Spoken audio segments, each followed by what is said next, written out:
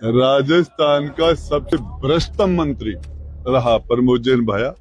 ये जो आप बड़े बड़े नेता बता रहे हैं, इनमें एक भी नेता ऐसा बता देना आप, एक भी तो अपनी सीट को छोड़ के बिना पार्टी कहीं जाके चुनाव लड़ ले और अपनी दामनी जब्त न हो जाए उनके, तो मुझे बता देना काहे के बड़े नेता है। नरेश मीणा जबरदस्ती हराया था इसको, जेल के अंदर काउंटिंग हो रही उस टाइम में जेल में था, 60,000 से ऊपर वोट पड़े थे। कोई लेके दिखा दे। उससे पहले छपड़ा में, उससे पहले राजस्थान यूनिवर्सिटी में, उसके बाद यहाँ बड़ा नेता। इस वक्त मैं नरेश मीणा के प्रधान कार्यालय पर मौजूद हूँ। मेरे साथ पूर्व मंत्री राजेंद्र सिंह गुढ़ा जी मौजूद हैं। गुढ़ा जी, आज किस तरीके से रणनीति तय की गई है चुनाव को लेकर?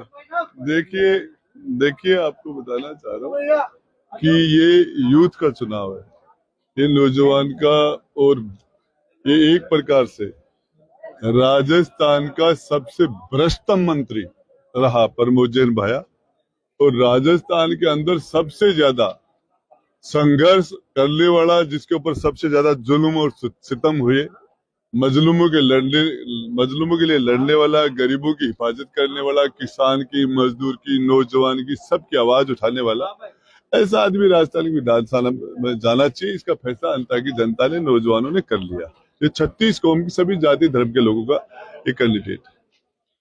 गुढ़ा जी, आपने एक नारा दिया एक चुनावी सभा से, खा गया प्रमोद जैन भाया खा गया, और एक तो पूरा गांव खा गया। मैं उस गांव में आज जाकर के आया था। उस गांव का नाम है खान की झोपड़िया, और मैंने वहां हालात देखे। पक्के घर नहीं है उस पूरे गांव में, और सड़क के नाम पर तो मानिए आप गहरे 4-4, 3-3 फीट गड्ढे हैं, और पूरा पानी जल भराव वहां पर हुआ पड़ा है। मैं 12 का प्रभारी मंत्री रहा थोड़े समय के लिए, और उस टाइम में भरत सिंह जी मुझे लेके वहां गए थे उस गांव में मौके पर कल, और 12 कलेक्टर और एसपी मेरे साथ थे उस टाइम में। जग जाहिर है, और इसी भ्रष्टाचार के अंदर, प्रमोद जैन भाया के भ्रष्टाचार के अंदर राजस्थान की सरकार के मुखिया खुद शामिल थे उसमें, इस लेवल पर। उसके मतलब भरत सिंह जी हर महीने जो राजस्थान का ईमानदार, सबसे ईमानदार नेता तो शायद हिंदुस्तान का भी होगा, तो हर महीने अपने सर के बाल काट के और एक लिफाफे के अंदर डाल के रस्सों गलत को हर महीने बेचता था कि ये ईमानदारी मर रही है। और उसको यहाँ आपके पड़ोस के जो विधायक रहे थे, वो मंत्री भी रहे थे, वो 3 साल तक तो इस बात के विरोध के अंदर विधानसभा में नहीं गए थे। 3 साल तक उन्होंने विधानसभा का बाईकाट किया, लेकिन ये भ्रष्टाचारियों की उनकी एक भी नहीं सुनी। ईमानदारी ने दम तोड़ दिया। गुढ़ा जी, बड़ी बड़ी चुनावी सभाएं हो रही हैं इस समय, और भारतीय जनता पार्टी और कांग्रेस की तरफ से, लेकिन धनबल और बाहुबल का पूरा उपयोग किया जा रहा है, जैसा हम देख रहे हैं कई दिनों से ग्राउंड में। दूसरी तरफ नरेश मीणा है, जो काफी बड़े कोई नेता उनके साथ नहीं है, लेकिन आपने पूरा मोर्चा आज से संभाल लिया है। तो किस तरह आगे से क्या रणनीतियां तय रहने वाली है? देखिए, आपको मैं बताना चाह रहा हूँ, ये भ्रष्ट अफसरों का और भ्रष्ट नेताओं का जो हाडोती के अंदर बहुत बड़ा एक गठजोड़ है, इसको मिटाने की जरूरत है।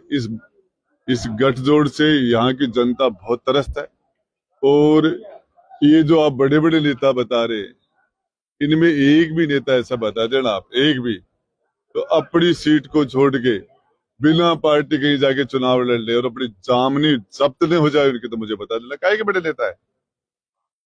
सबसे बड़ा नेता तो गुणियारा के अंदर जाके नरेश मीणा जबरदस्ती हराया था इसको, जेल के अंदर काउंटिंग हो रही उस टाइम में जेल में था, 60,000 से ऊपर वोट पड़े थे।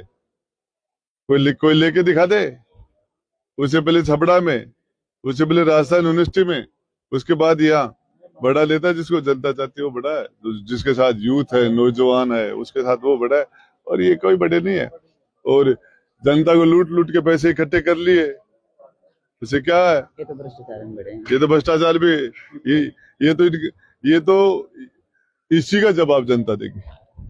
चलिए, ये थे हमारे साथ पूर्व मंत्री राजेंद्र जी गुढ़ा। क्योंकि अंता मांगरोल सीट पर अब चुनावी बिगुल आज से बिल्कुल ढोल नगाड़े बजा करके और चुनावी बिगुल फूंक दिया गया है। आप देख रहे हैं लोकतंत्र न्यूज़ 24, मैं अजीत यादव। जय हिंद, जय भारत।